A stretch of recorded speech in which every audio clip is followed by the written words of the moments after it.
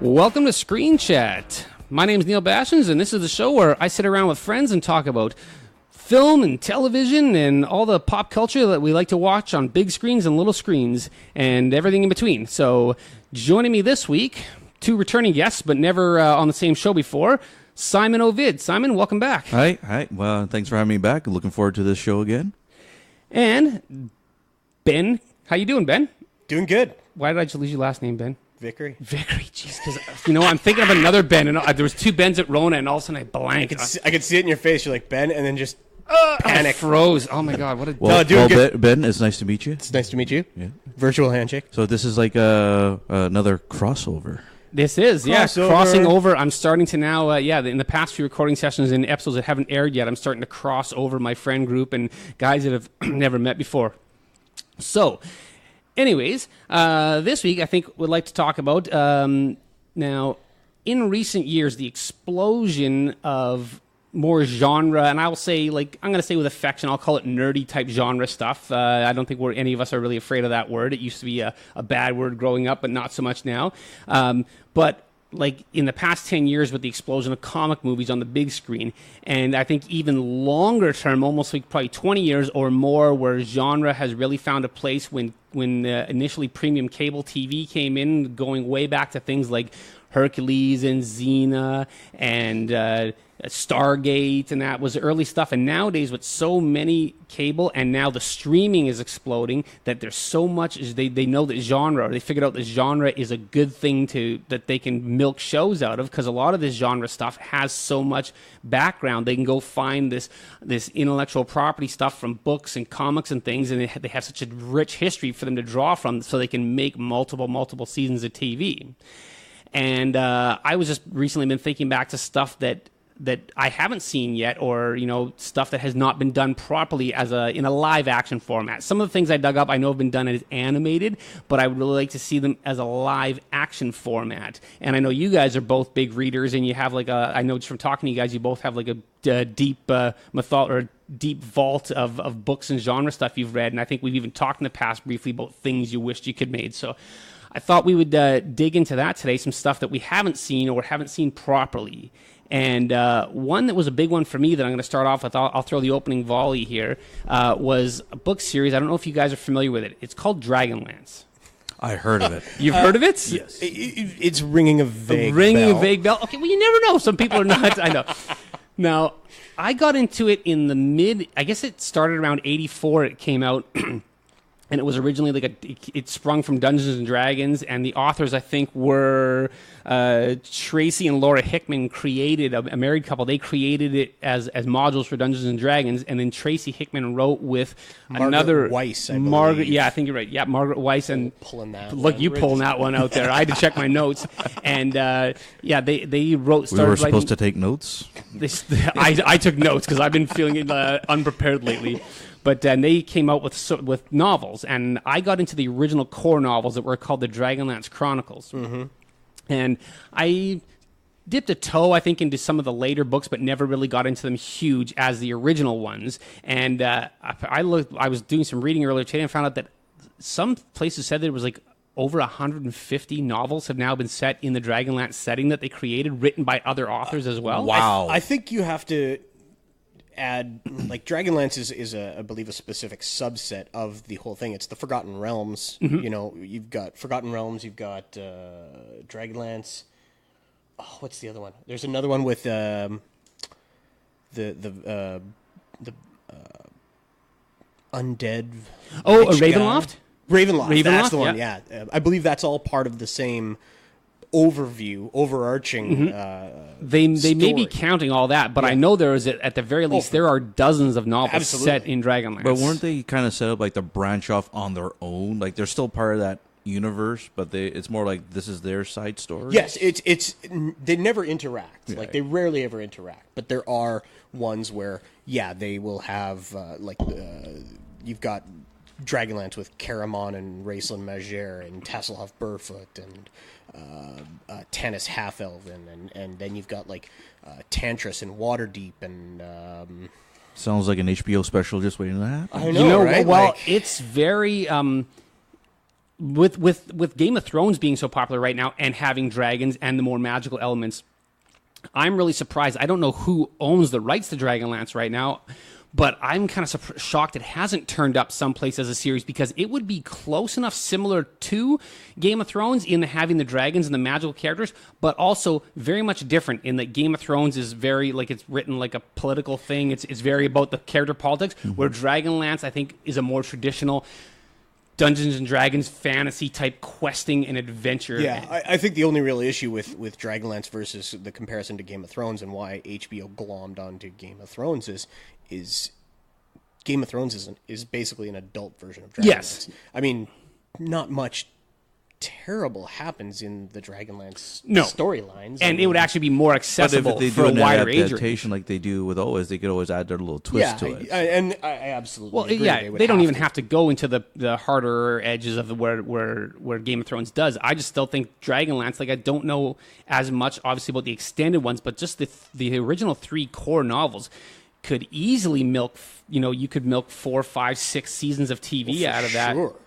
And I always, like, there was a really poorly received animated film done in the early 2000s, and I've heard of it. I've never seen it, but it's like only 90 minutes long, and it's just apparently terrible and even bad animation. And so I'm going to just throw that Is it right out. better than the animated movie of Lords of the Rings? Apparently not. Apparently it's just garbage. I think it's even worse than like the heavy metal and all that. Yeah. It was bad. Like this, I never actually saw the whole thing. Mm-hmm. I believe I saw bits of it, but yeah, it did not own up to it. Because, like, Dragonlance, like, as I recall it, like, it comes, the group of characters come together, and there was a backstory of how they'd all split off to go, because I think they were investigating. They had been together, and then they wanted to go apart. They to knew do there their was things. something bad going on in the world, and they'd all separated out to go explore different areas and gather information. And the book starts with them coming back together. Yeah. And then they start going. The first book is they go on adventures together. Dragons of Spring Dawning, I believe it is. No, Autumn Twilight is the Autumn first one. Twilight is the Yeah. first? Yeah. Okay. And then in the second book, the Winter Night, Winter Morning. Winter Night, I think it is. Yeah, They is it Winter split. Night? Okay. They split off, and the group fractures a little bit, and they go different directions trying to save the world. And in Spring Dawning, they come back together. Because I believe when they split off, it's Caramon and Raceland go to the Tower of Magical Sorcery. Tower, yeah. They go to the towers for Raceland to take his test. Yeah. And he comes back broken, and yeah. Yeah, and but it's it stands almost like somewhere between Game of Thrones and Lord of the Rings. Yeah. And with that stuff being so popular, and right now, I think I should have looked this up. I'm gonna say it's Amazon Prime TV is developing like a Lord of the Rings prequel featuring the character of Aragorn. And I don't know how I feel about it yet. I'll give it a chance. We'll see what it turns out to be.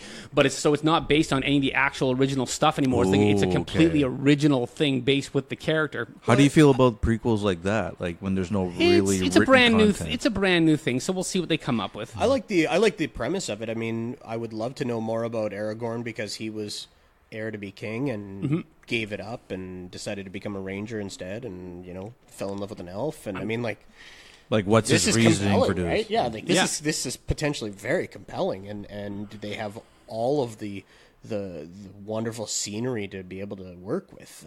Yeah. I think would make amazing. It's great potential there, and just like with that, and I'm so surprised that with the success of again Game of Thrones and the box office at theaters, not so much the Hobbit series didn't do as well. Like, it still made boffo money, but like the original 3 Lord of the Rings movies from the early 2000s, I'm surprised there's not more fantasy type stuff making it into cable television.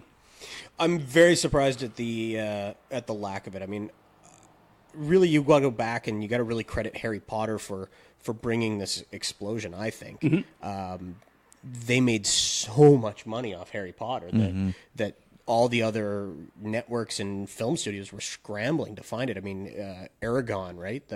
Aragon? Yeah. Yeah. The movie with the dragon there where he finds the egg, right? Aragon, that kind of flopped, but the books were amazing. Christopher Paolini was like 15 years old when he wrote them. Wow. Yeah. So 15? Yeah, he was 15 when he wrote the first one, if I remember correctly. Wow, that's quite the imagination right there. I mean, brilliant, beautiful, and I read all the novels on that one. It's a great series. they made a few other ones like Golden Compass and that, but they all just flopped because they weren't serious enough with it. So I wish we could see more. There's so much rich content. So, out what there. do you think it happened? Like, what do you think it flopped in the theater? Like, is it the acting? Is it Yes. To me, it's either acting or direction, and quite often it's direction, or it could be script. And like even a great director can't save a terrible script. But Aragon, I felt Jeremy Irons was pretty good in that. Mm-hmm. The bad guy, I can't remember his name off the top of my head, but he's normally a good actor, but I guess he's like up and down. And the kid did pretty good in the role, but I guess maybe just direction wasn't the best. It left me wanting more for Aragon. But for me, I think I'll be more of a sucker for Narnia, though. Narnia, or not fantasy enough. no, you know what? Narnia has it's got a place in my heart. My mother read me those books when I was a child, and she would read me those books at night, and so that has a very special place in my heart. The movies, kind of weak. I also think it's unfortunately a very narrow appeal, right? Like if that doesn't have just the right amount of nostalgia for you, I don't think it captures anybody. See, I think Narnia, they should sort of eject and just dump what's been done so far. And I don't think do it as a big screen, like a theatrical thing, because then there's a lot more expectation of box office and more money. I think it'd be better put as seasons of a television series. I think you do that British style. Do like a Narnia 6 exactly. episodes. Do a Narnia series and don't pull the taffy on it. If it's not 10 episodes, don't make it 10 episodes. Turkish delight on that one. It's Turkish delight. There you go. Let it be 6 or 8 episodes. And Netflix struggles with this and some of their other stuff, like some of their Marvel adaptations, the Marvel series on Netflix. They're just too long. Okay, so we'll have Narnia, done by BBC. You pretty much have to. And we'll have David Tennant part of it. Can we have David Tennant be part of it? I'm pretty sure at some point he gets cycle in there. Okay, we'll have David Tennant, Matt Smith. Have you seen David? Oh, is it turning into Doctor Who? Have you seen David Tennant's new project? No, what's he? Oh, Good Omens. Neil yeah, Gaiman's Good Omens. Yeah, apparently it got Good buried. Omens? Right? No, Is that the horror one? It's there's angel and demon. And, Okay, then I'm getting confused because he was in a movie that came out. Was it a movie? Jeez. It's something, and He was just in- recently, and it got buried hard. Yeah, like, it was a horrible. horror movie. and Okay, he so this was, is not the same thing? Good Samaritan. I Good think? Samaritan, that's was it. And it was terrible. Yeah. Apparently, he died at the box office Yeah, and just got did not garbage look like ratings. it did well. No, Yeah. his new thing is Neil Gaiman's Good Omens. Oh, okay. And it's Neil Gaiman. the cast. The cast is blowing me away. Okay, so they've cast Frances McDormand as the voice of God / the narrator. Wow. Not just the voice of God, but actually God. Okay. Not like Alan Rickman in Dogma, voice Yeah. of God, but the actual God. They've got David Tennant as the demon Crowley. They've got John Hamm as the angel Gabriel. Oh. Yeah, no, like this casting, there's more people that I can't They're think not of off the messing top of my around. head. They are not messing. Michael Sheen as the other angel, Aristophale or something Wow. like that. I can't remember his name. They are going hard on this casting, and this looks like it's going to be an amazing series. It looks. That's I'm crazy. curious to see how this is going to be played out. Those are some big names. Yeah, and Neil John Ga- Hamm. Neil Gaiman has said, one season only. There's not enough material to make this 2. You only get one apocalypse.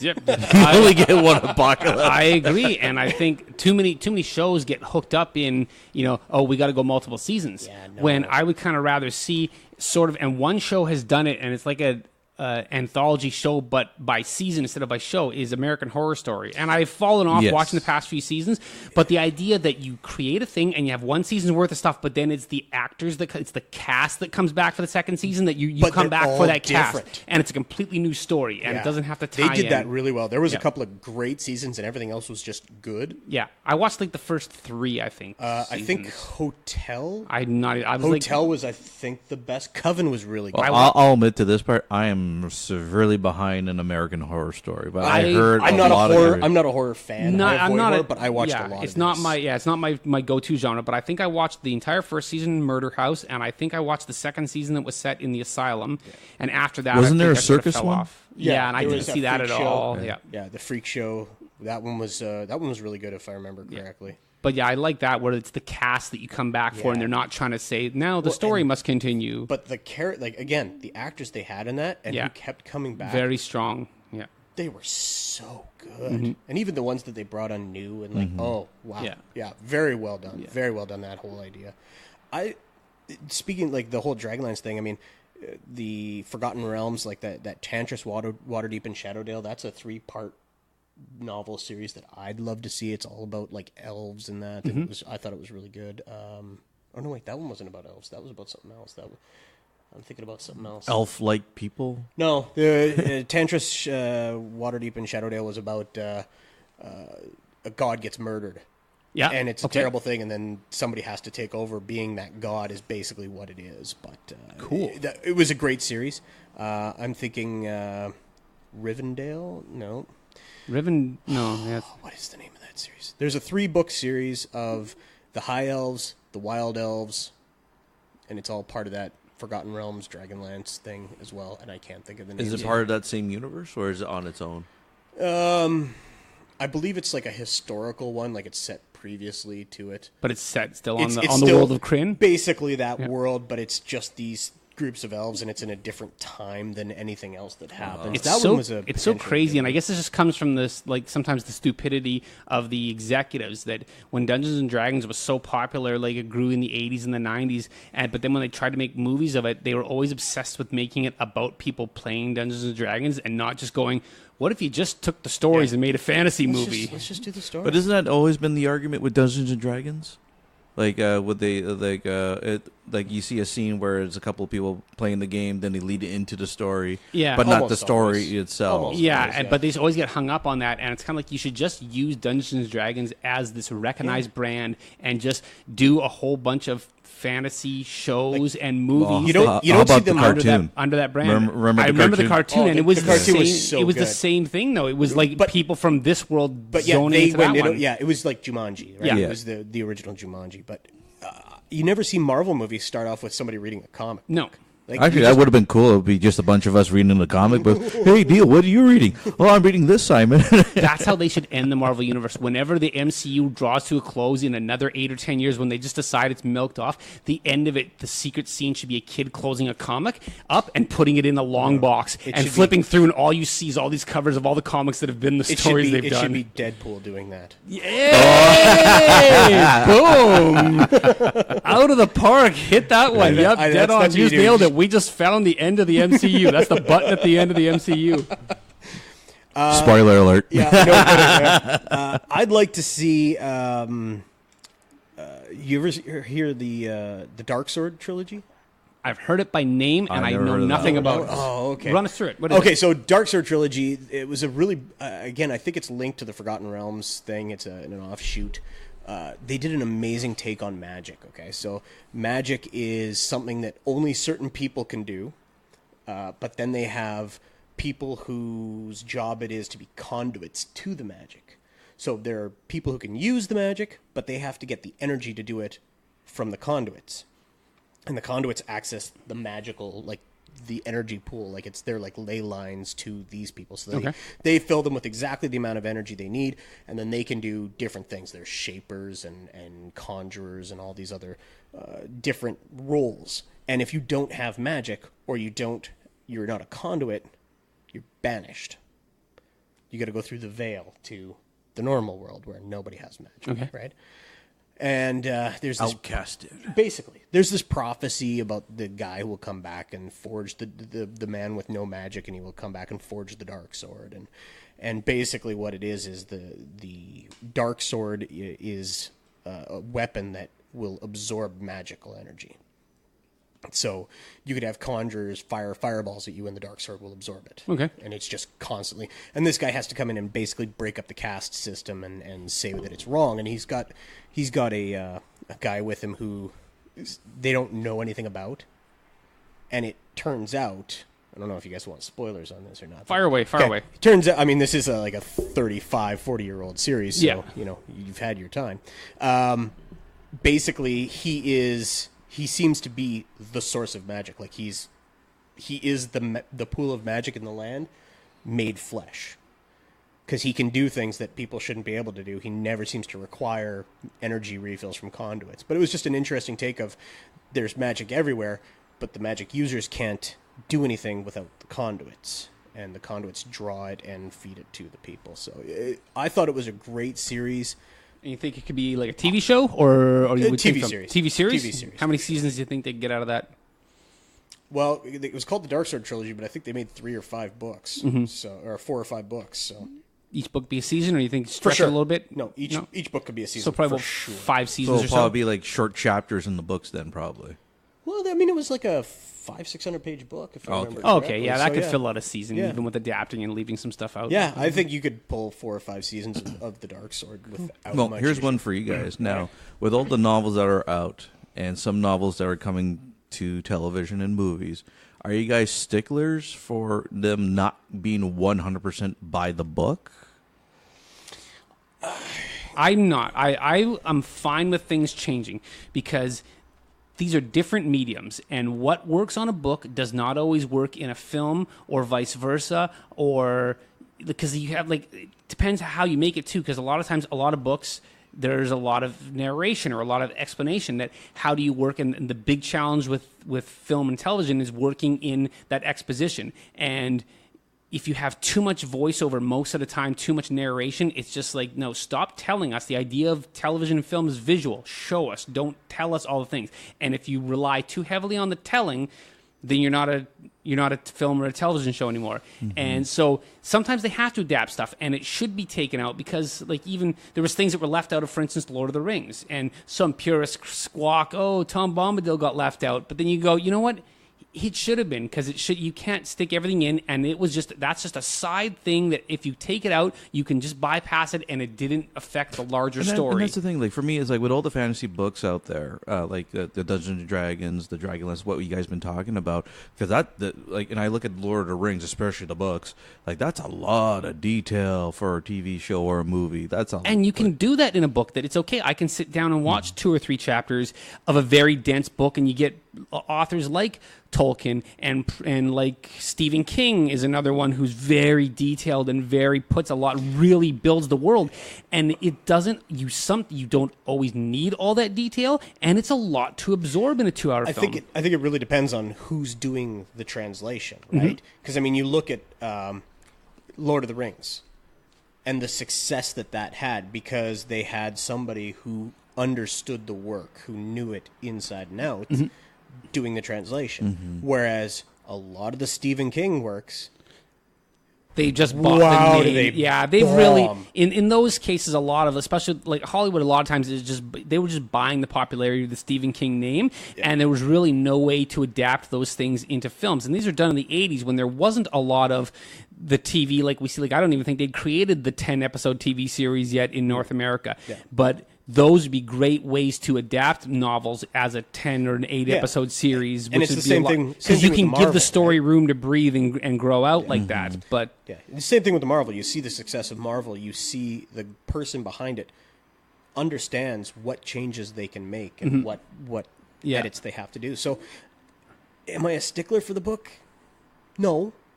Not always. I don't even. As long as it's translated by somebody who has. I used to be a stickler for it because I remember reading the Karate Kid as a book, and I think it was I read it before the movie or vice versa. But there was a scene in the book where Daniel got Johnny back by making him sit on a blueberry pie, and all that, or other way around. And then when I watched the movie, I'm like, well, where's the blueberry pie? And I got a little upset, but mind you, I'm just a teenager at that time myself. Then I realized not everything's going to be in the book. And I learned early on. My learning point was The Firm. Yeah. I read that novel and then I watched the movie, and I'm like, you know what? From now on, I'm going to watch the movie and then read the book. Really? Yeah. That's what I'm going to try to do, because then I'm never disappointed. No. I will have enjoyed the movie, and then I'll read the book and go, discover new things, and they can flesh it out more. And I don't even think that writers, if I wrote say a series of graphic novels, and then some studio wanted to now buy it and adapt it, I think I'd be like, I'll take a creator credit on it, but I don't think I would myself want to go back and rewrite it, because now you're rewriting your own work. Like I said, they're different mediums, and I think it'd be very difficult for me to cannibalize my own work and change it, because I would always be too beholden to the original. So I'd rather than just take it and find a new writer and readapt it. And you're also going to be, I've got the points in my book that I published it, but I hated that, and I want to make that better. And then you'll just probably obsess. Yeah. Most people would probably obsess over those things. And yeah, I would probably just say, give me the creator credit. I'm going to give you like 3 things that I do not want you to touch, or 5 things. Like if there's going to be, things that I'll give you an idea. I'll say this is the core of it. Yeah. And if you change the things around it, as long as you keep coming back to those core ideas of it and, give it a faithful adaptation in that way, go ahead. I'm like that now because I almost finished my Ian Fleming's James Bond book collection right now. Mm-hmm. And after reading a few, I think I read The Man with the Golden Gun, I'm still entertained by the book of it, even though I do see a little difference in the movies, even though I watched it like everyone else several times. I can't be angry about it. Mm-hmm. Mm-hmm. But you do see the difference. So, to me, it's like, yeah. That's a series where sometimes they've even just straight taken the title and it has nothing to do with the book. Oh, exactly. It threw me off. But I'm just keeping that particular collection, Ian Fleming only, and that's it. Cool. Right. Yeah. Okay, so number 1 series, book, whatever you want to see turned into. What's yours, Simon? What's one that you'd want to pull out? I'm trying to remember which series of books I'm reading now. Okay. But I would say...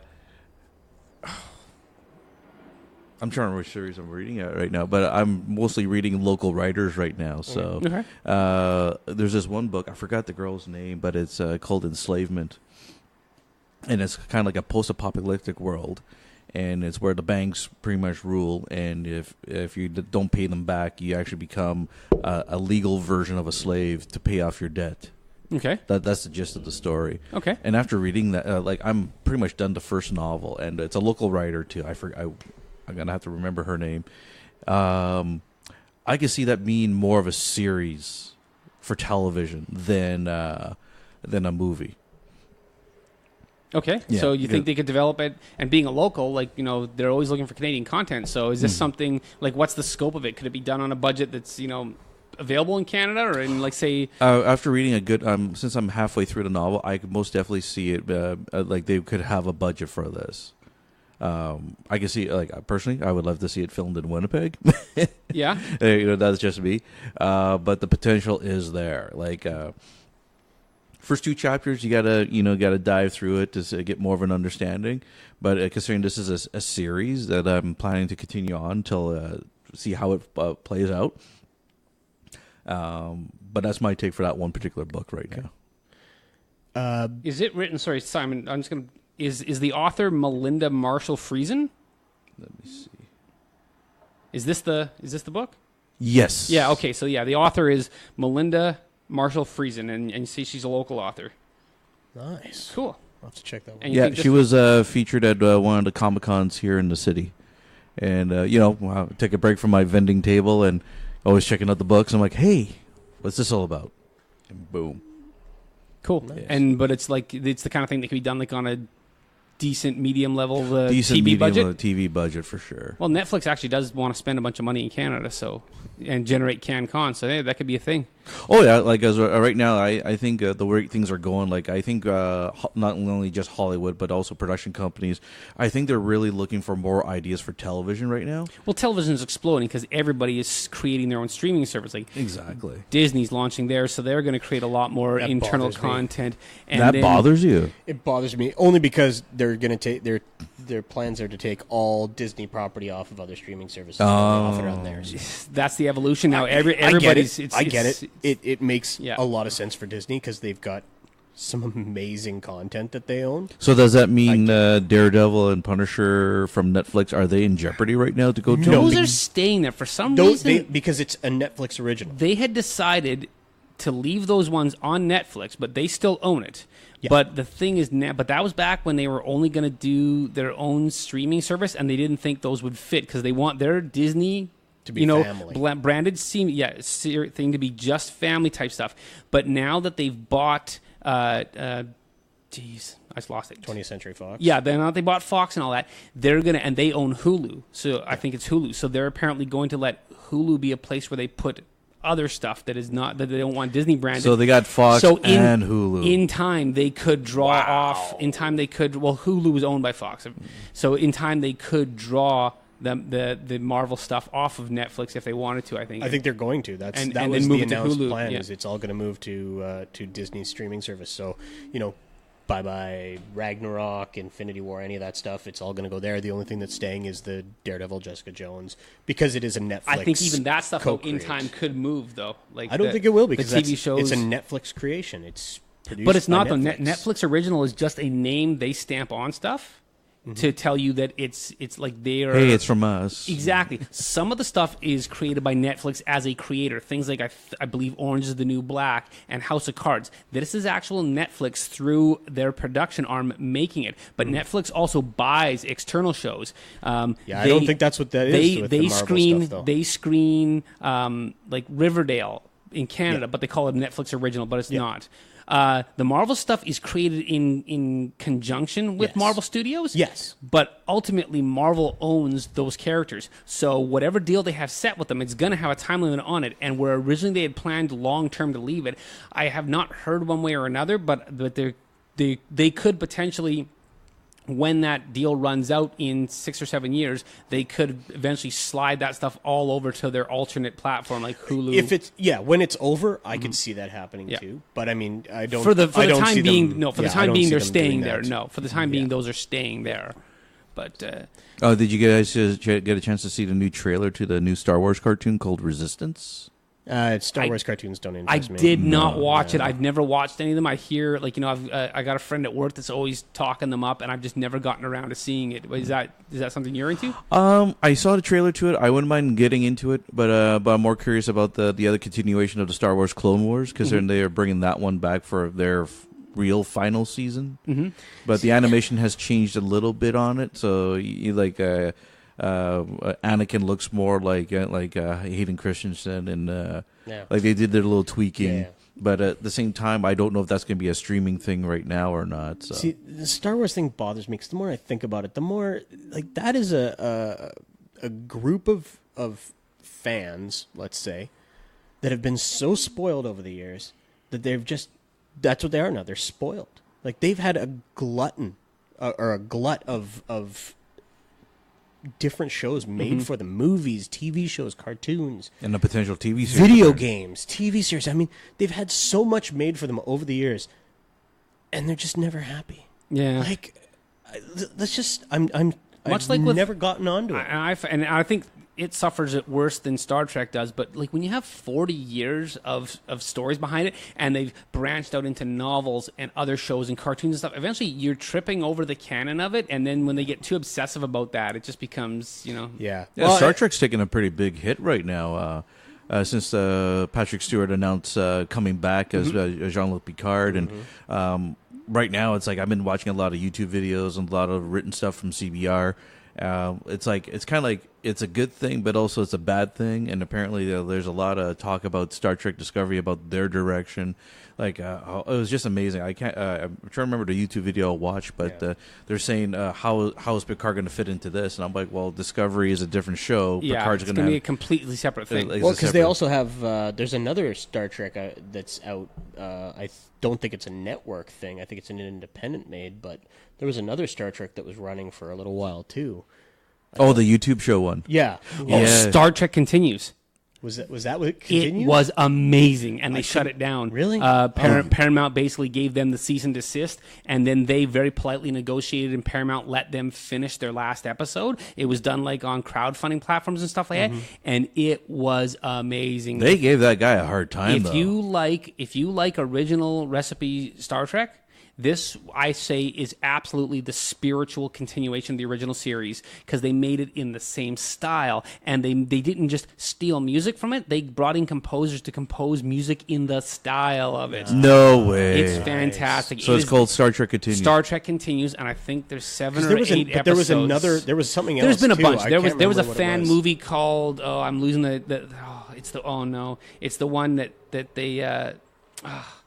there was a fan movie and it was getting crowdfunding, and when it got more than $1 million, all of a sudden this got attention, and then that's when Paramount swept in a couple years ago with their all their rules about fan fiction and stuff like this, and it was just garbage. I'm trying to find it here on... They don't have much on IMDb. No, they don't. I've got it. I tried Discovery, and... What's your take on it? I think I watched 2 or 3 episodes, and I mean, the way it started is not... Like, the way the first half of that opening episode started, it's not how it finished. It changed gears on me hard. Mm-hmm. And it kind of, like...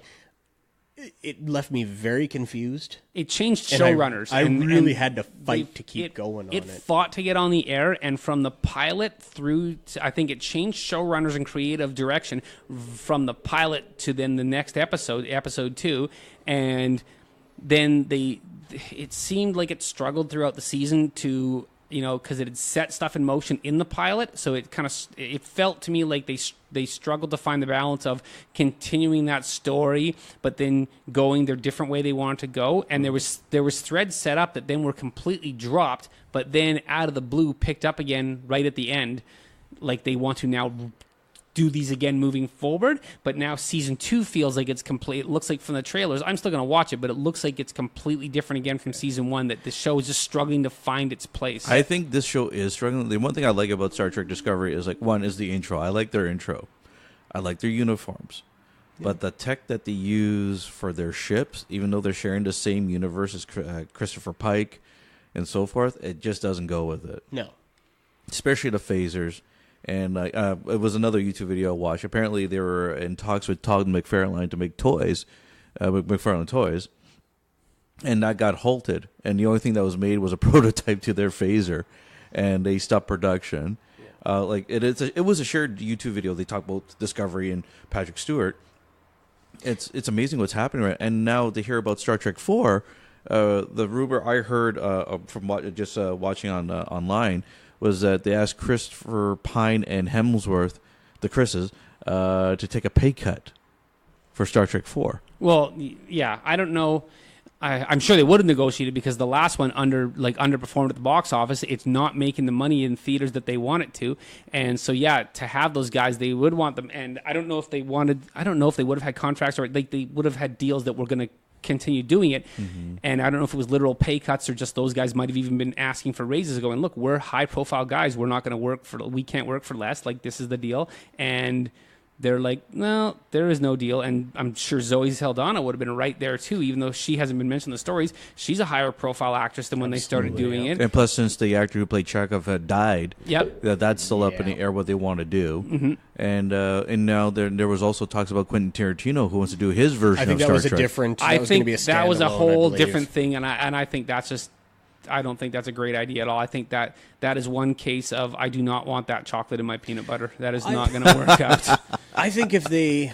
Tarantino has too distinctive a style that I don't want to see the Star Trek that's about cussing and being ultra violent. They just don't... Some things shouldn't always mix, and Tarantino's not going to... if you do that on like a deep space kind of idea, the far frontier, you don't bring in the standard characters, you get totally different characters, and you make this almost Firefly, right? Mm-hmm. Like Western frontier, down and dirty, and literally a struggle to survive every day. Maybe. I don't know, because they're really reaching. No, I shouldn't say they're really reaching, because they got all these grandeur ideas for Star Trek, the Trek universe, I should say. They want to do. One of the ideas is to do a Starfleet Academy show. I heard that. There's always been the rumors of a Klingons having their own series, but the list goes on, and it's like, well, these are the same ideas you guys had when Star Trek Next Generation was out. Once again, television, movie, miniseries. Which one is it? I think it's gonna, and I think it sort of speaks to the point Ben was making a couple minutes ago there, that they're trying to. It became so popular as a brand that these corporations just try to cannibalize it every which way and draw out every individual piece to make it its whole own thing. Mm-hmm. And I don't know if we need a whole Klingon TV show or an Academy TV show, and it might work, but it's just you're pulling apart the parts and then trying to put them on their own. They worked together because they were all part of a great thing. Yeah, but the Academy could work because this could be like the 90210 for Star Trek. Oh, no. But no. I was starting to like you up until that point. I was starting to like you. The whole point of the Star Trek characters is that they're one-sided. Mm-hmm. They're one-dimensional. They're not. There's very little depth to them. I mean, the whole point of Spock is, look, I'm half this and half that. So, there's struggle and turmoil in my being. I don't know who I am. Where every one of those races, or those different aliens, was black and white. The Ferengi were greedy. The Klingons are violent, and that was to propel a storyline. You want to start, going into. They kind of did that with Worf in Next Generation and Deep Space Nine, and it was like, yeah, okay, but they always said, "Oh, you've been around humans too long." So I don't like the idea of any of those things. They're just going to do they're going to take Star Trek Academy and it'll be like Riverdale, and it'll have what'll make it popular is everything that I hate in TV, which is just stupidity and people doing things for the wrong reasons. Just give it up. Like there's too much Star Trek right now. Yeah, and it's the same thing with Star Wars. There's too much of it. The fans have been spoiled. Let's just move on. Like let's let this age out. Like you said with what was that a couple of weeks ago when we were talking, and you were saying just leave it alone. Was it Spider-Man or something? Just I think it was the Joker. I think is one that I said needs to just be put in the drawer for a while. Just put it in the drawer. Let it. There's so much good. Same thing with Predator.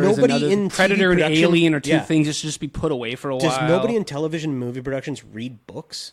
Well, I think that's the problem that we're having right now, because it's like, for me, I'm a TV junkie, YouTube junkie, and of course movie junkie. But the thing is I noticed that there's a lot more reboots. There's a lot more sequels than ever before. Everything's being rebranded and taken to a different level. It's like, look at the Sabrina the Teenage Witch right now. I'm curious to see it, but it has that supernatural feel to it versus the comedic version that we had how many years ago? The sitcom. Like right now are we looking at different incarnations of shows that we once enjoyed? But there's tons of novels out there right now. Mm-hmm. Stuff that never been touched. I'm sure there's books I've never even heard of. Like one I think it's a trilogy, and I know I mentioned this before, was the Mars series, Green Mars, Blue Mars, Red Mars. Okay.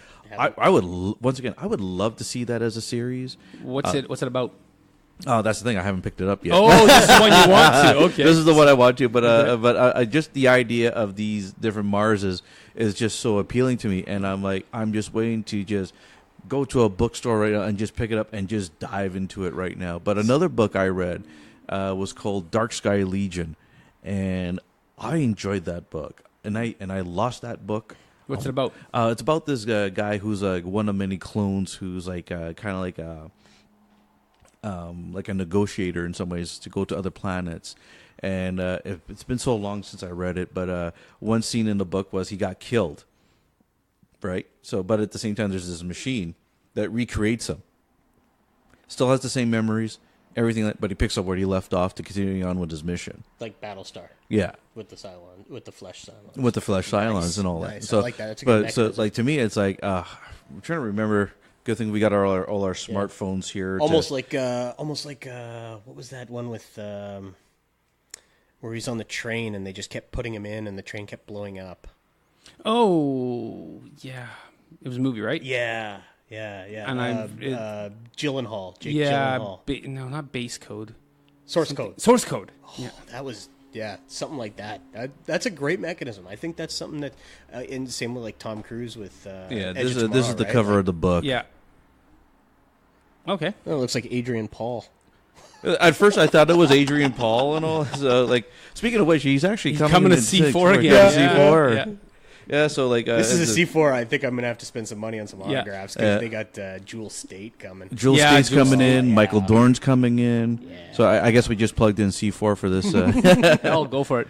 Go for it. Maybe there'll be a live podcast. There's C4. another show I want to bring up another thing like that was one for me when I was a kid, and I know it's Robotech. Oh, Robotech. Now, Robotech started off as 3 unrelated anime series that were then combined joined and made one combined story for North American audiences, and then adapted as novels where they were more fleshed out because the original North American Robotech was just like Frankenstein together from 3 different Japanese series. So the novels fleshed it out more and gave it more of a cohesive story. And the novels is where I first became aware of it. I never saw the TV shows until later. The special effects would be crazy if they made that into a live action. Well, it's basically just Pacific Rim, right? It is, but close. I would love to see it done as a TV show rather than a movie. I think the stories are too big for movies, but I think it's got a lot... Like live action. It could be, as a live action television show. And I know there's a ton of expanded stuff to it, but like the original was like 12 novels that encompass 3 generations. The first 6 novels was this ship crashes on Earth from far space, and humans cannibalize it and then create adapt its technology. But then this alien race shows up to get their ship back, and they attack, and it's about this big war. And then in between the first and second series, the original heroes launch off into space to go try to find these aliens and make peace with them. But they don't realize that when they jump into space, because they don't fully understand the technology, it ends up creating a bit of a time warp. So they actually jump 5 years into the future and miss the guys, and the aliens then show up at Earth for Generation 2, and they attack again, and now the second generation of Earth heroes has to kind of fight them off. And then there's a third generation where a complete different race that's vying for the same thing, this magical power source, shows up, conquers Earth. And then there was a 4th series of books written later about what happened to everybody that went off into space, the original heroes.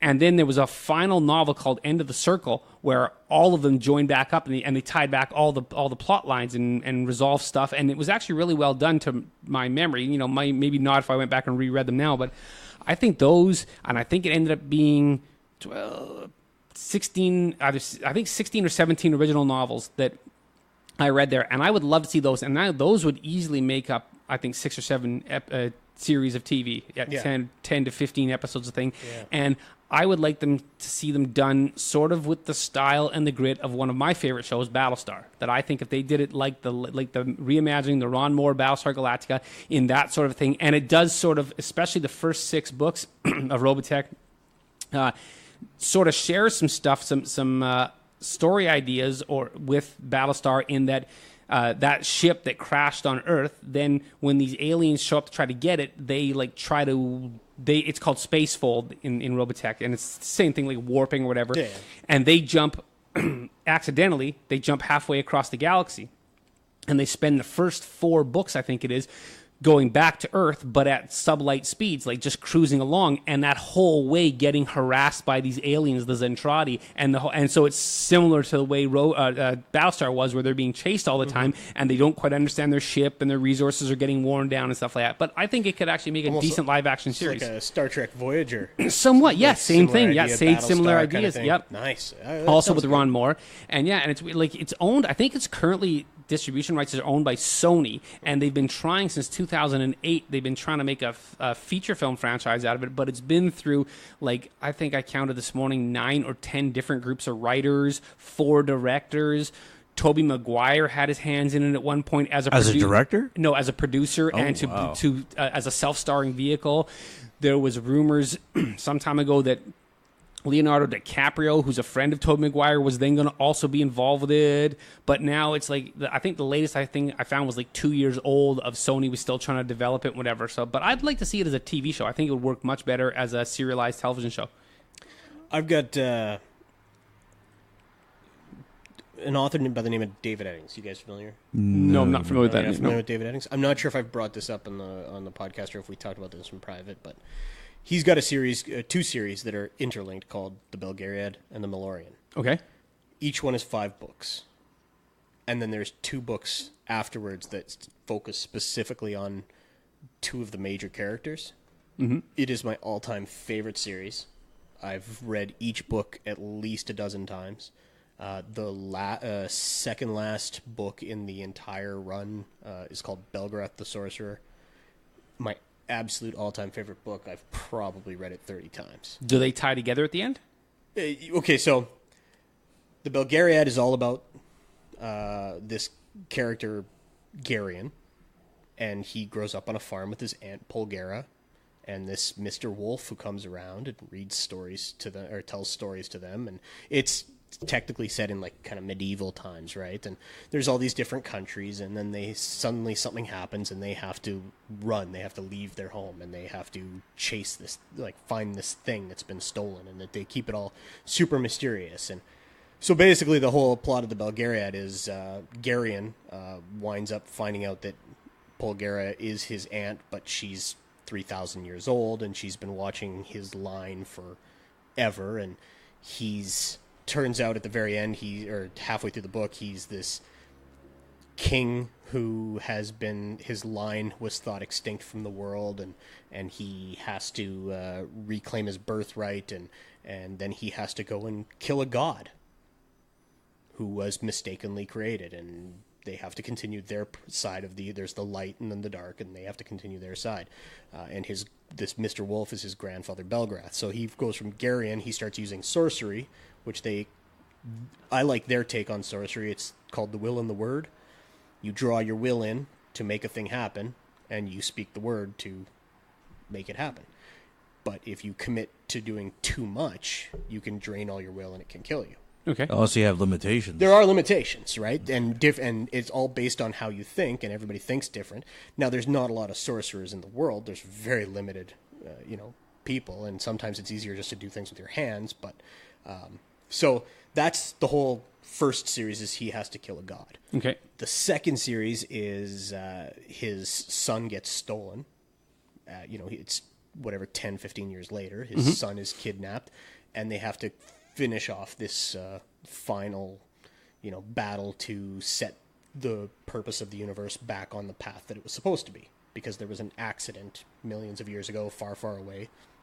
A son died where it wasn't supposed to, and it killed a bunch of other sons and whatever. So then he has to go, and they have to elect a new god, or they have to choose a new god, and it's between the Dark's choice and his choice. And it's this journey throughout the whole thing. And then the last two books are Belgrath the Sorcerer, where he tells his story. They call him the Eternal Man. And he is 7,000 years old, and it tells his story. It's him telling his story because, they've got all this written down. They understand the journey and what happened, but they're like, we need to know from your point of view. So he tells his story, but over 7,000 years. And then the last one is Polgara the Sorceress, and she tells a much more specific story from her perspective of her 3,000 years. I've had people tell me that it's kind of simplistic writing or very basic. It is, as far as I'm concerned, the interactions between the characters are so real. They're very, it's very like reality-like. It's not very coached or written, right? It feels natural. They have very specific relationships, but every character is very complex. Like, it's not like the Star Trek thing, like I said, where they're one-dimensional, just driving a plot. They are very complex people. They do things that are out of character, like this Belgrath the Sorcerer. He's the world's most powerful man. He's feared and respected by everybody. He dresses like a hobo. He's like patchwork. He drinks, he wenches, he, wakes up in gutters. I mean, he doesn't care about a lot of things because he doesn't have to. He's focused on something else, right? This prophecy that's been set aside. So just the dichotomy of these characters, they're all very complex. And like I said, it's 2 series, 5 books each, plus these other 2. I mean, for me, this is a easy. You got 5 seasons of the first series for sure. You got 5 seasons in the second. You could make 10 years. You could make 2 or 3 seasons out of Belgrath the Sorcerer alone. He's covering 7,000 years of life and his tutelage under a god, and yeah. Is it a lot of talking, and would you say like narration, or is it the kind of thing that can be, like I said earlier, like show me, don't tell me? And this is where that point I thought was really great. There's a lot of showy stuff, but like the first series, well, both series are basically mostly from Garion's point of view, because he is the main character technically. There's a line in one of the books that said basically, Garion, you could basically say that the universe was created to give you this planet to stand on so that you could kill Torak. That's the only reason the world exists. So, there's a lot of things where he talks to the purpose of the universe or his half of the prophecy talks to him directly in his head sometimes. It teases him. It makes jokes, that kind of thing. So there's a lot of in his head thought. I thought this would be really well done as almost like a Stand By Me kind of. Yeah. Like a personal narration where it's all his observations, but like a third person view. Yeah, you need a narrator. I think that Morgan Freeman. I think it mostly has to be done in his voice, but like I said, he calls it the dry voice in his mind. I mean, if it was, it's dry but just a little playful, and powerful, right? So I mean, I think that you could do it as that kind of thing, but then there's a lot of scenes where it cuts away from him, and then it's kind of just third person. Here's what's going on in the rest of the world, kind of thing. So, or be like that voiceover from the Wonder Years. Yeah. Or something. Yeah, Wonder Years or Stand By Me kind of thing. I think something like that where it's just going to come in and fill you in on some things, and then the other voice, and then that voice speaks through him sometimes, takes him over, and he just gets shunted off to the side. And I would literally kill to see this turned into a series. I think it's primed for it. It sounds like a thing to be better as a series than a film. Oh, yeah, it definitely. needs the breathing Unless room. you want to do one film for every book. Yeah, it needs the breathing and room. I don't even think you can do it because. Well, but that's the thing. Like I know with past podcast shows that we do, we always touch base on like what could be adapted for television and TV shows. I think it's like if you got something that's more storytelling, and there's more to it. Like television or miniseries is where it's at right now. But for movies, it's like that's a lot of editing. That's a lot of things taken away from it. That's like sometimes I think there's some parts of a story that's taken away that's meant for the story. But at the same time, for me, like for some of the novels I've been reading, there's actually been books that have been actually a hit and a miss for me. Out of all the Stephen King novels that I read, the only one I really couldn't really get into was actually the Tommyknockers. I really couldn't get into it. And then when I saw I think it was a television movie of it, even with the TV movie, couldn't get into it. There was just something about it that. But again, it was how many years ago? Maybe my tastes have changed, my views have changed. Maybe I could give that book a try again. Your experience is always informative, so maybe be something that might speak to you now. But right now, like with all the novels that are been out there as long as we have, and there's always going to be new writers coming out, whether it's like local writers or someone else. There's always that potential for these books to come to life. Yeah. It's just like it's really hard to say. Like I think for me, one comic book character that I would like to see come to life is Magnus Robot Fighter. Magnus Robot Fighter. Yes. I'm not familiar with Magnus. From the 70s? Yeah. Oh, I remember that one. Okay, wow. I'm the odd man out here. I don't remember. That is a deep draw. Okay, right Simon, there. tell me what Magnus Robot Fighter is. Well, apparently Magnus Robot Fighter is about a human being that has the capability of actually fighting robots. There's a story about him, about how he was made, like even though he's human, and I think he was actually raised by a robot. And he was bouncing from various companies. He went from the old Whitman Comics. I know he was with another comic company before that. Then he got new life with Dark Horse Comics. There's graphic novels about him, and it takes place in the future. But it was just something about this character that I could see as a TV show. Ben's laughing here. He just pulled it up on his phone. I just want to tell you that is 1963. That is how far of a pull that is. I have some memory of those comic book covers. I don't think I've ever heard of it before. Oh, they were old when I was reading comics. And these are comic books that got re-released multiple times. Okay. You want to pull old comics then? Sargent Rock and Easy Come. Oh, Sargent Rock. Don't you think that would be a great TV show? I'm surprised it's never got made. I'm going to throw this in there. Sargent Rock should have been a movie, and it should have been part of the Justice League and Wonder Woman and Donna.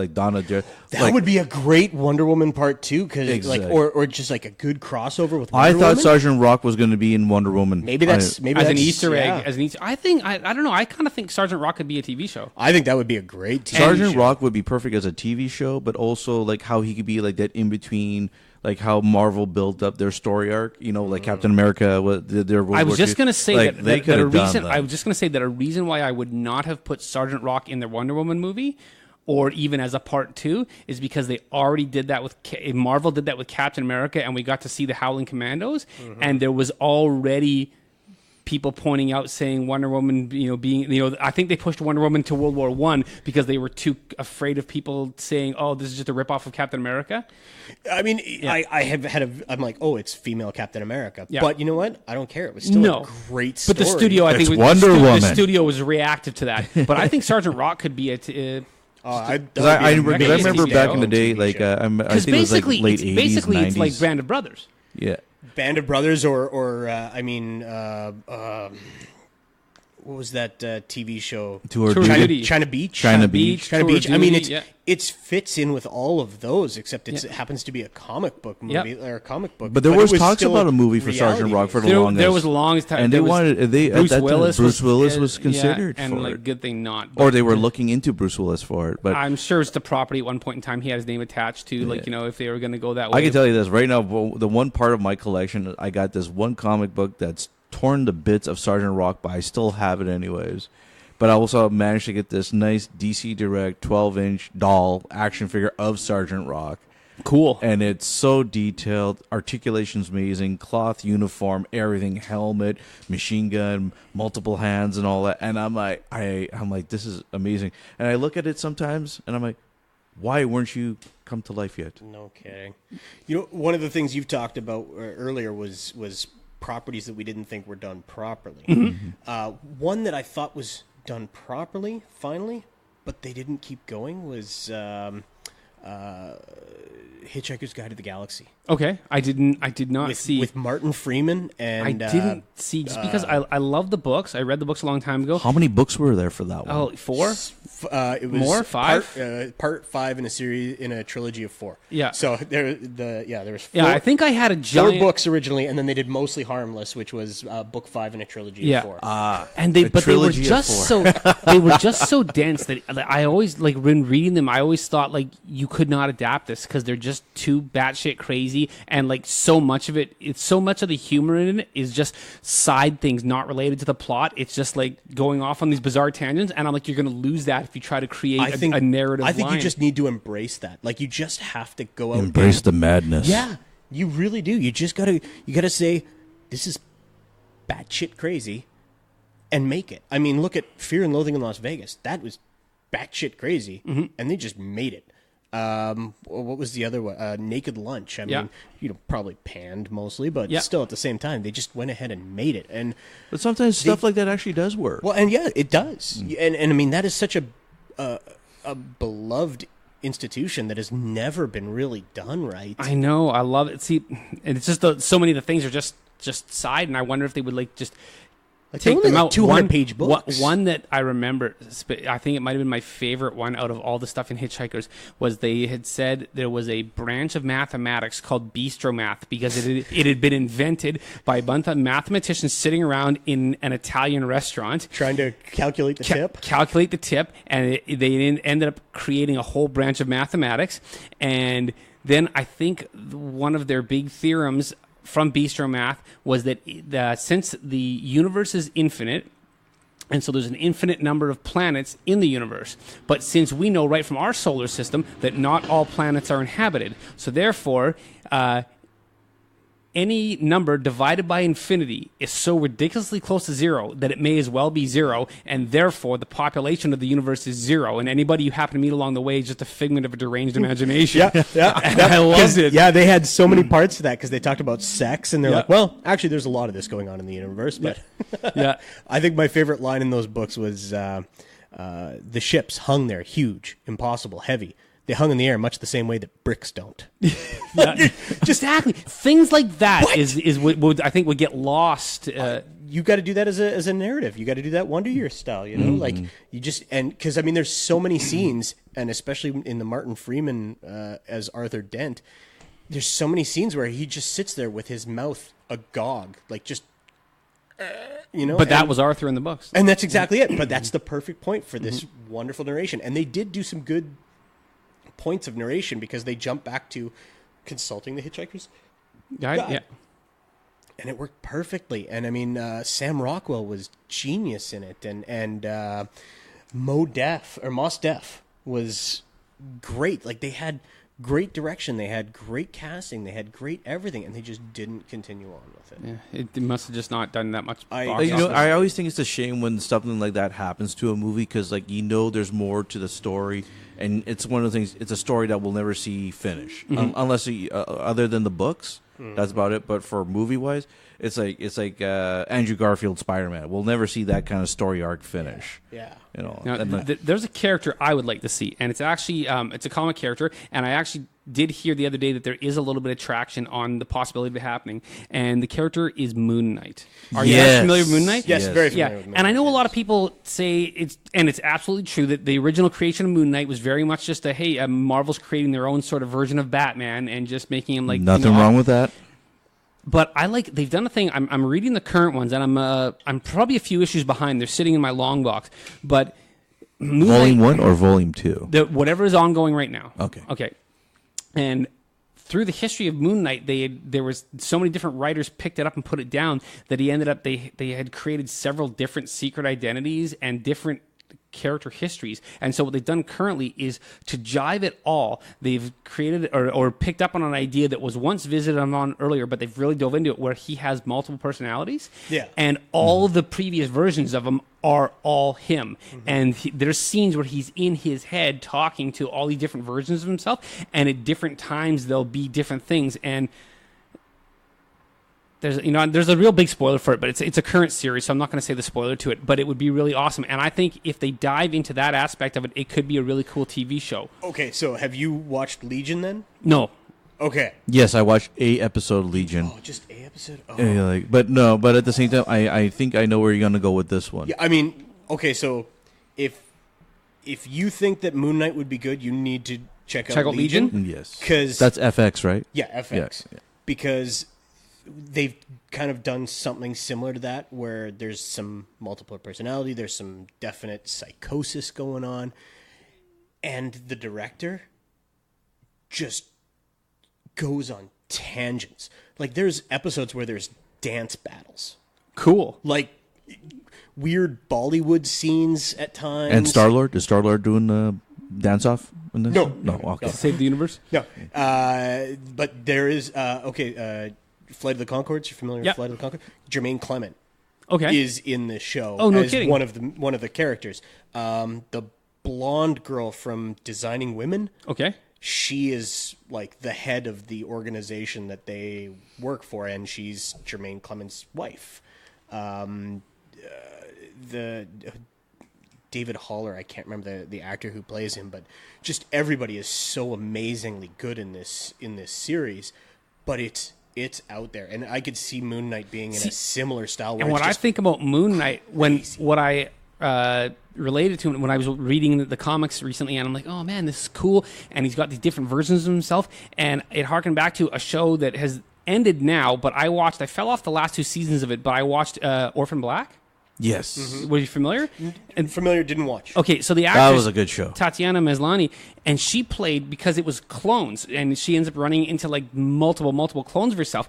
But they did such an awesome job of making each clone a distinct character, to the point where she had different. She created playlists on her MP3 player that would be the songs that the different clones would listen to.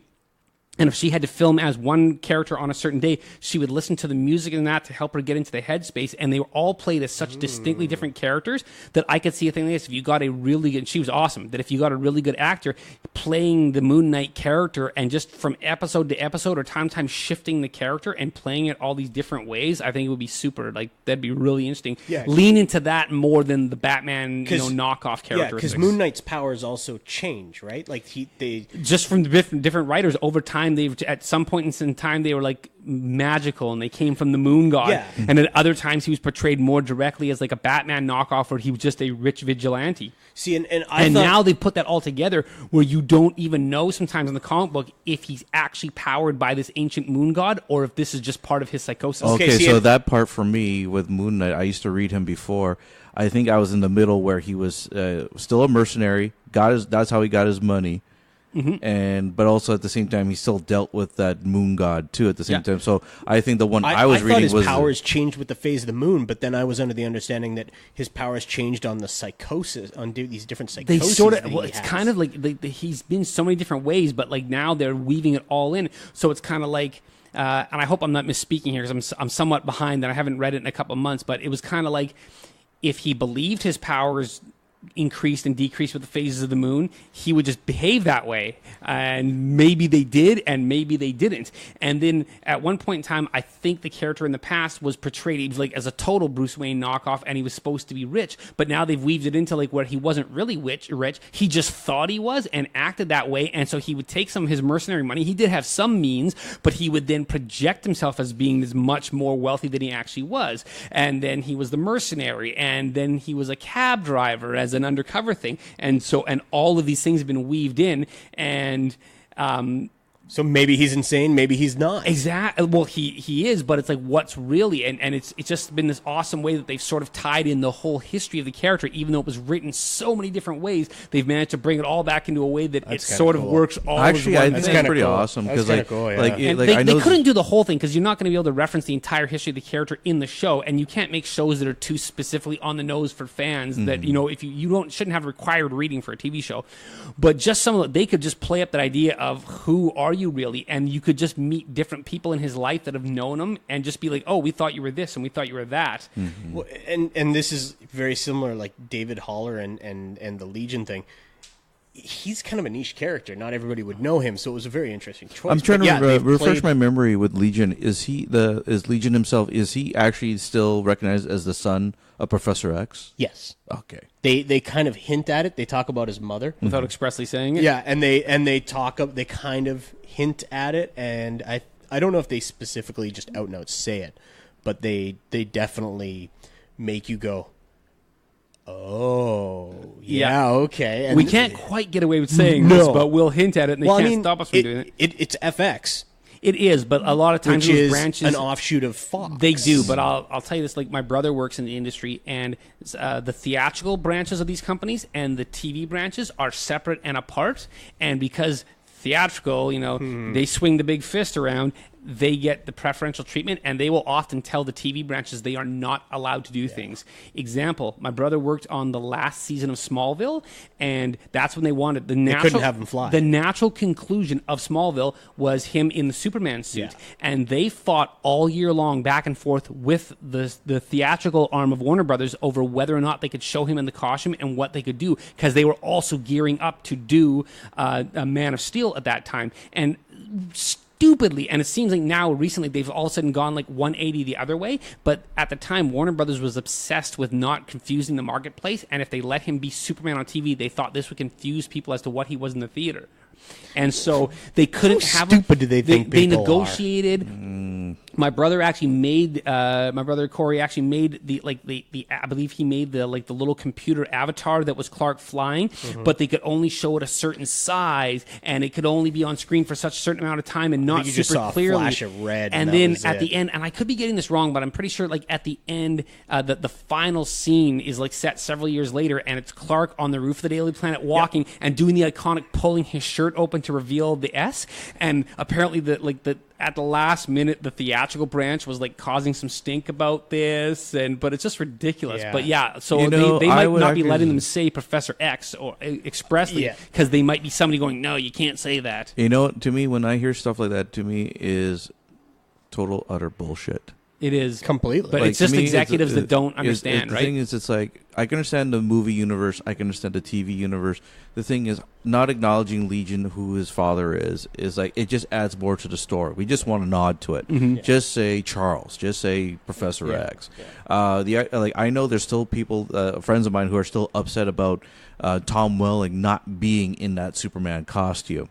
They're upset about how many years has Smallville been off the air? Do you know how angry I am that they made a Justice League movie and changed Barry Allen completely from the TV show? Yes. Like you didn't even give him a chance to play that character. But I mean, at the same time, I think it's karma bit them in the butt, though. That the character came off. Everything about Justice League came off so negatively. The only good thing about Justice League were Wonder Woman and Aquaman. Mm-hmm. Yeah, but the thing is with the Flash, when you mentioned about that, like to me, it's like how they're doing it now. The only way they could get away with it is how the comic book is right now with their version of Wally West for the TV show and so forth. And then a lot of people got mad saying, well, you can't do Crisis Universe that way. And I go, well, why can't you? Yeah. You can do whatever you want, but I mean, if you're going to release a movie with The Flash while you have a TV show with The Flash, and you're saying you don't want to confuse people on Smallville versus Man of Steel, you were making these two Flashes completely different. I was almost afraid they were going to kick Flash off the air. There are a lot of people was worried about when they that started to do him in the movies. I was like, we just got this thing going. Yeah. But I think for me, I think I mentioned this before with Justice League. If that was the case, they should have made this Flash for Justice League movie more like he acted more like Wally West than Barry Allen, as far as I'm concerned. Yes, I felt that. What's his name? Ezra Miller. Yeah. He was he was more of an impulse. He was more of a Bart Allen. Bart Allen. He was a Bart Allen more than he was a Barry Allen. A Barry Allen or a Wally West or even a Jay Garrick. I mean, he was none of them. He was the kind of kid who was raised in the future, had no attention span, and just did things on his own. I mean, I think TV or movies need to inject some stupid comic relief into everything they do. These things are made. They're made by committee. Oh yeah. So, but also you look what happened with Deathstroke with Arrow. Like since Justice League came out, they took him off. Yeah. I'm to me really, and that a lot of times. And the thing is that you say they made Flash, but they didn't make them take it off of TV. And I'm like, okay. But then with stuff like Simon just said, Deathstroke. When all of a sudden they decided to put Deathstroke in the movies, they made Arrow take him out remove him as a character. They did the same thing with Deadshot when Will Smith became Deadshot. And I do not obviously have this confirmed as a fact. I've never talked to anybody about this, but I strongly suspect that those two characters, Deathstroke on the TV show and Deadshot, were done so well on Arrow and were so welcomed by fans that they were afraid that if they did it in the movies, fans would be like, "No, this crap. We don't like this. We like the TV version better." And especially with Deadshot, they were like, "You know what? Deadshot in the movie is just Will Smith." Called Deadshot. It's not Deadshot. It's just Will Smith, and they didn't want the comparison, so they said character off of Arrow. If that's the case, why don't you be smart about it and pull the character off Arrow, or leave him on Arrow, but use the same actor? Write him in the same way. Oh, that'll be too easy. Because they wanted simple. That's they a way wanted to make Will money. Smith. It is, but they wanted Will Smith, and like I said, Will Smith a different character. They disrespect the TV versus the movie universe. It's like Big Brother, Little Brother. But don't you think it's kind of weird because it's all from Warner Brothers that this is happening? It is, but it's like Big Brother, Little Brother. Well, and that's the thing, right? Like, okay, so you want to look at cooperativeness, right? Marvel's Agents of S.H.I.E.L.D. First season, Lady Sif showed up on the TV show. Okay, but that only ran one way, and that's again Big Brother, Little Brother. Marvel. The Marvel TV shows, especially Agents of S.H.I.E.L.D., to a lesser degree than Netflix shows, but they are derivative of the movies. That what happens in the movies counts for them, but it does not flow both ways. And the movies basically had said outright that they would ignore things done on the TV show. Absolutely, because I think that's too bad. In what's his face's Joss Whedon's mind, Phil Coulson's dead. Yeah. It's an alternate universe. Yeah. But I love the fact that the TV show reflects what happens in the movies. I mean, that kind of cooperativeness, you guys want to make money on both ends? Do that. Well, that's the thing. Like with the Agents of S.H.I.E.L.D., there's been so many episodes where they were the kickoff for Avengers and Captain America, Civil War. And I think it's really sad that it would be nice to see these guys make an appearance on Agents of S.H.I.E.L.D. because it goes hand in hand because they share the same universe. They can't afford them.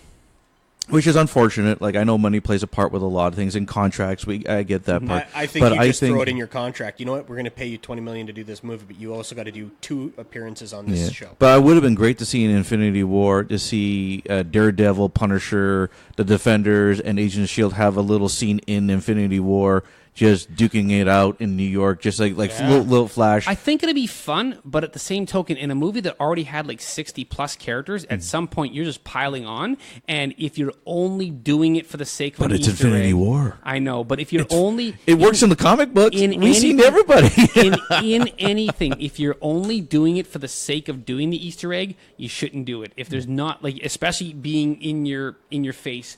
But okay, 20 years ago, sure. Maybe.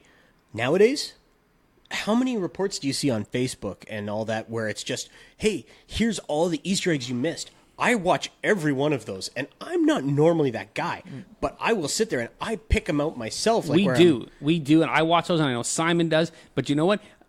Honestly, it's usually my reaction in the theater. We Simon and I have like hit each other in the theater, punching our arms at each other when we see a thing. But you know what? We actually, and I've had to be honest about this with myself, we represent a very small portion of the audience. We represent less than 15% of the audience that actually cares about these things that much. That you then have to balance the Easter eggs with, is it really worth spending screen time on? And Avengers or Infinity War was already like almost 2.5 hours long, and there's a lot going on there. So if you're now starting to sneak in seeing Daredevil just for the hell of it, it's like... See, in Infinity War, yeah, okay, I get it. We maybe don't... Like, that's a lot of people already, yada, yada. It's just one scene. I'm just asking for one scene for New York. The first Avengers, there's brawls in the street. We had enough time to focus on the little girl from Growing Pains for 10 minutes. I mean, I think we got time to show an alien getting punched by Daredevil or by, But they didn't exist yet then, right? Probably no. Yeah, so... No, but still would have been good to see. Still, I mean, like, I think we could do that in... For us, it would be fun. For us, it would be fun. But the more they focus on it, and if it's a thing that... And honestly, like, we think a lot of people watch those Netflix shows, and a lot of people do, but nowhere near what watch the movies. And if you also get a thing of the audience all of a sudden getting confused going, who's that now? But that's it. Like, again... I want to look towards giving the audience some credit. When you throw somebody in there and you don't do anything about it, and they go, "Well, who's that?" Then they're going to go, "All right, they got their smartphones. They're going to quickly look it up, or it's like a pro and con they're going to ask their one nerdy friend, and then it's like, "Oh yeah, no, they're on this, and they've got their own show." Oh, they got their own show. But it's kind of like it's a pro and con though, because like I remember when during the time of Captain America. Not Civil War. Winter Soldier, when S.H.I.E.L.D. collapsed and all that. And then all of a sudden what happened was when Monday rolled around after the weekend of Winter Soldier, and then we were back to Agent S.H.I.E.L.D. When Agent S.H.I.E.L.D. was on Monday, you see the collapse of S.H.I.E.L.D. happening. All of a sudden, my phone was just blowing up. Text messages, phone calls. Hey, what's going on? What's going on with Agent of S.H.I.E.L.D.? Why is this happening? And I go, well, didn't you guys watch Captain America Winter Soldier? No. Oh. Yeah. That was one where I'm going to honestly say they did themselves a bit of a disservice because not everybody's going to see it the first weekend. And so by having it be reflected so quickly on the TV show, it just really... but it's a nice little sway into it, but at the same time, not everyone's going to be there.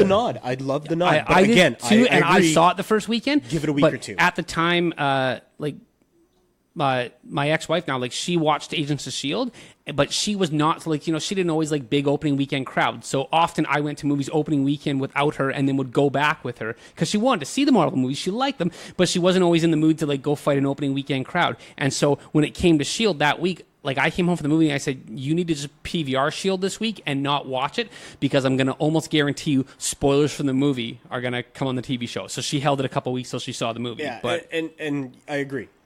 They almost should have waited. They almost should have. Yeah, they probably should have like put the show on hiatus for 3 weeks. You know what I think would have been a great idea is you time that so that the season ends just before Civil War gets out. I would agree, except that again, Big Brother, Little Brother, and the studios we've seen recently that they all of a sudden they'll decide to move the start date on a movie up 3 weeks. They did that with Infinity War. Mm-hmm. They just all of a sudden decided to jump it 3 weeks early or 2 weeks early. So what would you do if you were the TV show? You've planned your season to end so the movie comes out afterwards so you don't spoil that. And then all of a sudden you get a note, and you're not even told. You hear from Twitter, oh, yeah, by the way, they decided to release the movie 3 weeks early. Actually, that's the thing. They don't cooperate with each other. Well, yeah, but that's fine. I mean, at least you have the thing happen The movie happens, the season ends, and then the new season starts up with S.H.I.E.L.D. fell. Yeah. I mean, maybe, but at the same time, even yourself within a safety Infinity time War. of a month. Or sometimes, movies get postponed, and who knows. Yeah, exactly. The movie could have been held But right off now, back. with Infinity War, we all know what happened with the snap of the finger. The question is, how's that going to help Agents of S.H.I.E.L.D. right now? Whoa, when does the Agents of S.H.I.E.L.D. come back? I don't watch it anymore. It'll be back. It'll be back before the second part happens. Have you heard anything? Are they saying it's going to be reflected on the show, or they haven't? I haven't seen anything. Because I'm curious to see who's going to be affected by that snap too. Because well, I mean, yeah, there's all these things, right? There's, like you said, there's the Daredevil. There's all of those shows. Mm-hmm. I think the Netflix shows are ignoring it. Yeah, and they're basically which is funny because they've referenced they've referenced Avengers. it, but I think how they're playing it is they're playing fast and loose with their timelines and just kind of being this will happen between what you see in the movie. Because like even Daredevil was supposed to be mentioned in Civil War because of that Registration Act, but they never hinted at him at all. No, and vice versa. Daredevil was supposed to be the kickoff to Civil War because of his vigilantism. I think at times they come up with these ideas in early incarnations of the script, and then that's probably writers wishing they would include these other things, and then the executives higher up are kind of like, no, we don't want to reference that thing, so just take that out and make it somebody else. We want this to be. It's just kind of weird when you have like the big brother little brother thing like you're using right now. It's amazing how they're sharing the same universe, but they still can't do a lot. I just don't understand why they don't see that the cooperation is just the way to make more money. Exactly. Like for me, I love Agent Carter when she had her show. Mm-hmm. Did not like. Really?